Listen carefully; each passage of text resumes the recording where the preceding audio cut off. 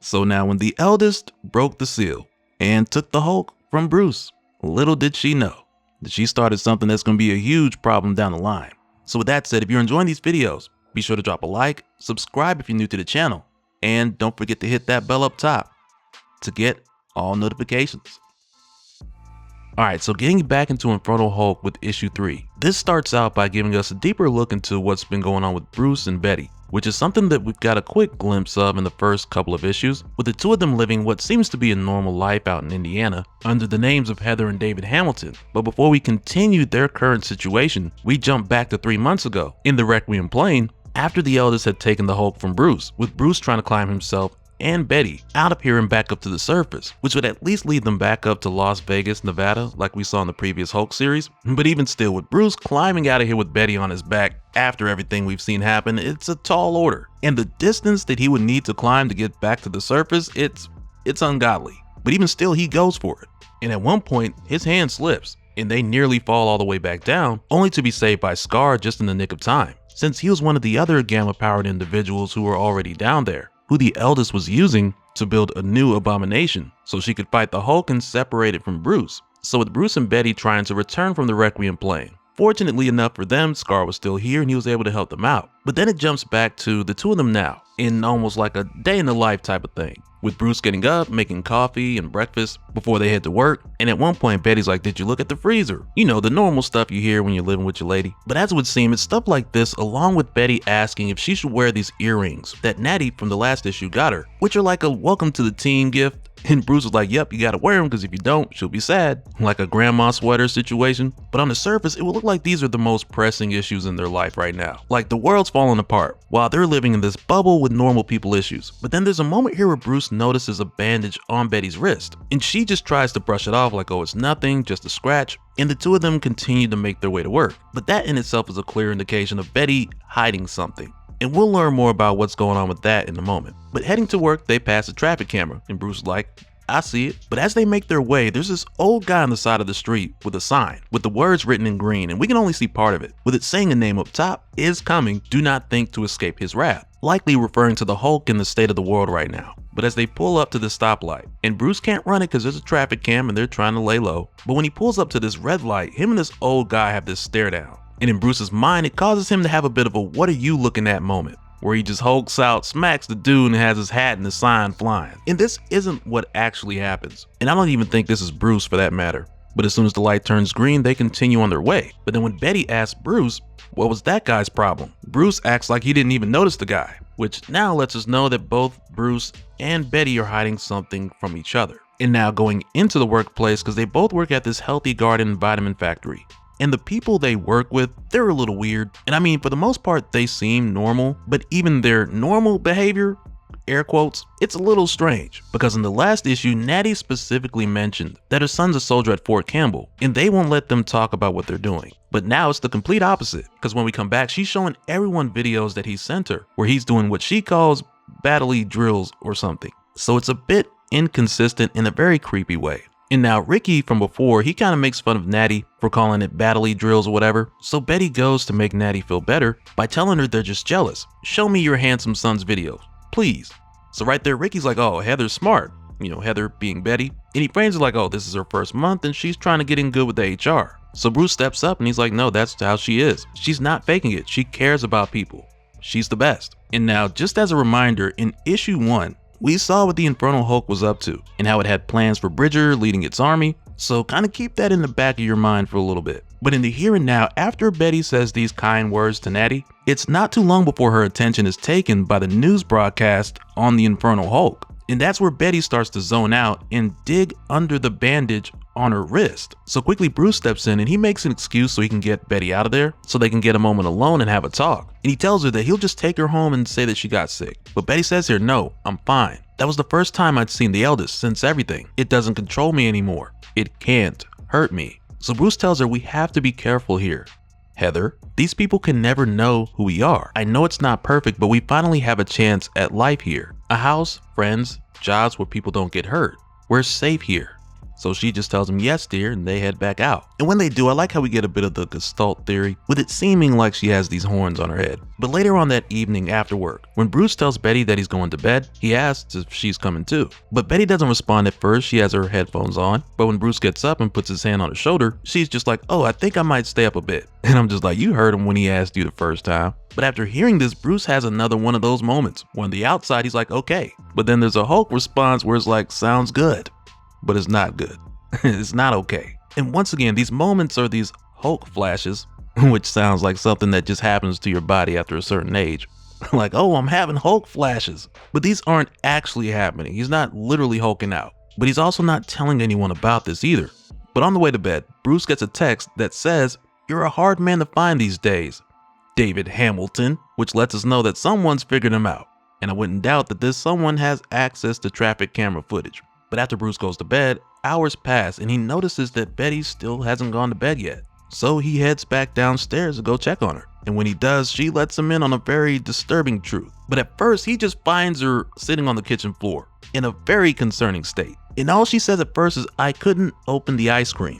But clearly this is about more than just some ice cream. And the ice cream's part of it. We'll come back to that, but there's more. But of course, Bruce is looking at her like, what the hell's wrong with you, woman? And Betty tells him to stay back, but then she goes on to explain. Because she says here, I used to fly on wings that were mine.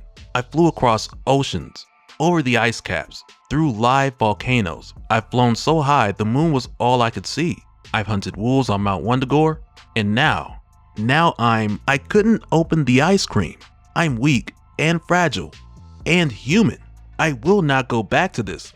I do not accept this life. So Bruce tries to give her some comfort and tell her it'll be okay, but Betty's like, I don't want it. And now this reminds me of a couple things, well, quite a few things actually, because before when the eldest was using Betty to approach Bruce and try to get him to give up the Hulk to release the Mother of Horrors, the eldest presented Bruce with the idea of him and Betty getting this happily ever after in exchange for the Hulk, which Bruce refused a number of times, but we eventually saw in the back of his mind, he felt guilty about everything Betty had been through, and he felt like he owed her a shot at a normal life. But even still, Bruce, he also knew that the last time he tried to cure Betty, it didn't go so well because that wasn't what she wanted. And really for Bruce to come back again and make this decision for her that she has no control over, this is exactly what she does not want. And I also gotta say, Betty's crash out, it reminds me of a conversation that she had with Joe Fixit back in Immortal Hulk issue 48. When Joe finally told Betty that he was in love with her, and she admitted the issues of acceptance that she had with Bruce, she didn't have with Joe Fixit. Because unlike Bruce, who could barely look her in the eye in her heartbeat form, Joe always had eyes for her, and she appreciated that. But the problem that Betty had with both Joe and Bruce, this goes back to what Betty and Bruce are doing right now, which is hiding.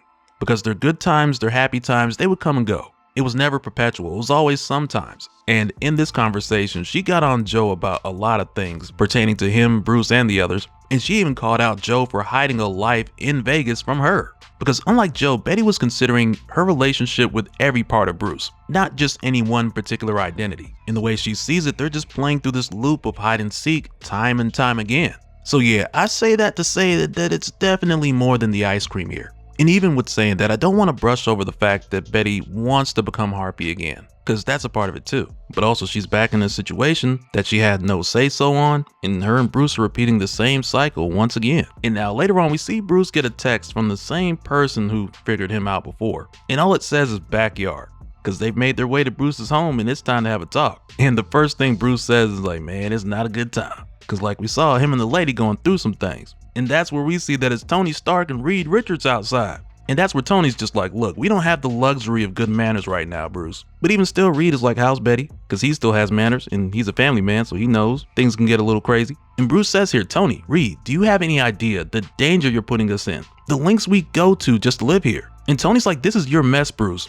This new Hulk is taking out aircraft carriers, military bases. And he tells Bruce, you are needed. And now Reed, he's just trying to get some answers because he's like, Bruce, is this your Hulk or something new? How are you alive? How are you normal? So Bruce tells him here, Hulk has a new altar. This one came from outside of us. The essence of an old god, some kind of corruptive seed. It split Hulk and me apart. There's a huge cave system under the Nevada desert, halfway to the center of the earth. Eldest called it the Requiem Plain. There are ancient ruins down there, fossilized old gods, weapons that might have been magical ones. Hulk's son Scar was down there. He's the only reason we made it out. After he got us to the surface, he went back down there. I don't know why. And I can just imagine if Scar's able to see, hear, and re-witness the secrets in the history of the Requiem plane in the same way that the Hulk was able to, just by touching the bones or the weapons of some of the long dead children of the Mother of Horror, then he might be down there on some crazy side mission. But Bruce doesn't know what Scar is up to for certain. And he goes on to tell Tony and Reed, look for the Requiem plane. Maybe you'll find something or someone that can help you. That's all the help I can give. Now please leave before somebody sees you. And that's where Tony's like, what are you gonna do if we don't, Bruce? I thought your Hulk transformations were scary, but they were nothing compared to this. One of the bravest, most selfless scientists who ever lived, transformed into a sniveling coward. So enamored with your tidy, comfortable little life that you'll hide behind your white picket fence while the rest of the world burns. What did the eldest do to you, Bruce? Did it rip out your heart? Your spine?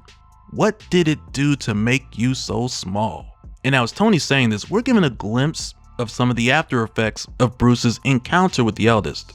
Because after she figured out a spell that would get past Dr. Voodoo's seal so she could separate the Hulk from Bruce, we're now shown that over the past few months, other Hulk-like figures have been leaving Bruce's body, though as it stands, we don't know how many or where they've been heading. But in the here and now, with Tony talking wild to Bruce, and I mean just letting him have it, Reed kind of gives him this look here like, damn, Tony, chill. And as Bruce heads back in, he tells Tony here, it must be confusing for you, seeing someone choose a normal life, a 9-to-5 job, a little house with no garage. You think I'm a coward for wanting this? Fine. I've earned a little cowardice. I don't owe you a damn thing. And now the next day when Bruce goes back to work, he finds everyone gathered around the television watching the news, so he asks Ricky what's going on. And Ricky tells him that the Hulk and his monsters have just hit a military base and there's nothing left. And it's the same military base where Natty's son, Tommy, is stationed. And like I mentioned earlier, we saw where that went. But then it's here where the text messages from Tony to Bruce continue. Because Tony Stark is the type to say it to your face and then text you after with more. But the text continues saying, I hope to God the real Hulk is still in there somewhere, Bruce. You might not have asked for this, but you did create this thing. Because you couldn't sort your own crap out with your monster. Now it's everyone's monster. And if your Hulk is really gone, we are truly doomed. And that's where we see the Hulk in the Hulkscape. And all I'm gonna say right here is I'm still holding on to the hope of us getting a moment where all the different Hulks come back and they end up jumping the eldest while somebody's in the background yelling, World Star! And now I'm sure that reference is before some of y'all's time. But how crazy would that be? And now this issue has me thinking that Scar could be working on something like this. But who knows? Because when this comes back, we'll get caught up with what's going on with Hulk and possibly Scar as well. But I'm just going to say if Infernal Hulk plays out the way that I think it's going to, then this is going to be one for the ages. But yeah, if you enjoyed the video, be sure to drop a like and let me know what you guys are thinking in the comments. And so now real quick, I want to give a special shout out to all the patrons. Thank you guys for all of your support. And for anyone who's new here who wants more information on how to support the channel, I got a link below where you can go to patreon.com/dopespill. But that'll do it for this one, guys. Let me know your thoughts down in the comments below, and we'll do it again on the next one. All right, later.